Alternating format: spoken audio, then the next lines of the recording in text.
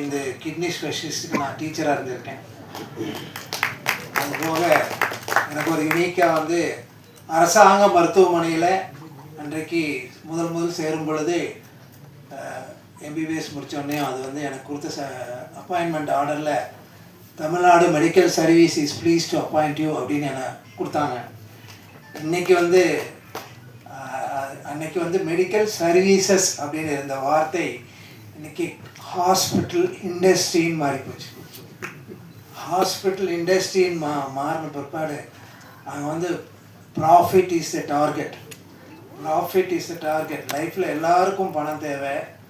நான் மருத்துவ மாணவர்களுக்கு சொல்லும் பொழுது இதுதான் சொல்லுவேன், உங்களுக்கும் பணம் தேவை, எனக்கும் பணம் தேவை. ஏன்னா நம்ம பெட்ரோல் பங்கில் நின்னா நானும் பணம் கொடுக்கணும், நீங்களும் பணம் கொடுக்கணும். அதனால் வாங்கும் பொழுது நீங்கள் பணம் எல்லோருக்கும் தேவை தான். அது வாங்கும் பொழுது இப்படி குனிஞ்சு நின்று வாங்கிக்கோங்க, அவங்க இப்படி பாக்கெட்லேருந்து எடுக்காதீங்கன்னு சொல்லுவேன் என்னோடய ஸ்டூடெண்ட்ஸுக்கு. குனிஞ்சிலேருந்து வாங்கிறது உங்களை சேவைக்கு.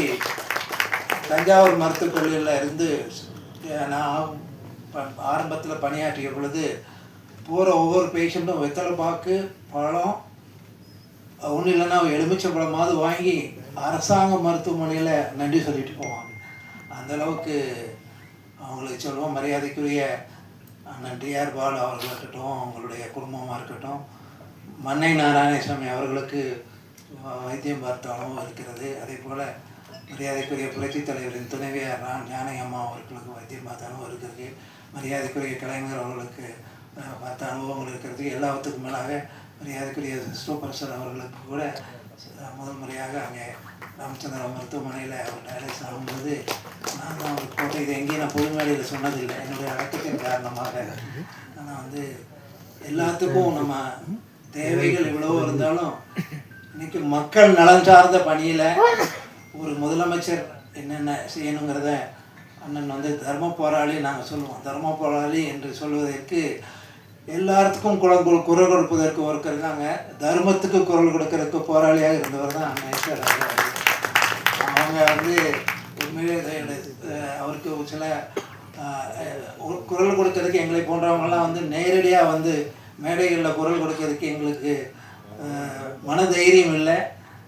எனக்கு வந்து ஒரு ஆசைகள் இருந்தாலும் இன்றைக்கி வந்து அவருடைய படத்தை பார்ப்பதற்கு இறைவன் ஒரு வாய்ப்பை கொடுத்துருக்கிறார்கள். எல்லாத்துக்கும் காரணம் என்னுடைய ஹோம் மினிஸ்டர். எனக்கு வந்து அவங்க மற்றவங்களுக்கு கவர்னர், எனக்கு அவங்க ஹோம் மினிஸ்டர். நான் வந்து மரியாதைக்குரிய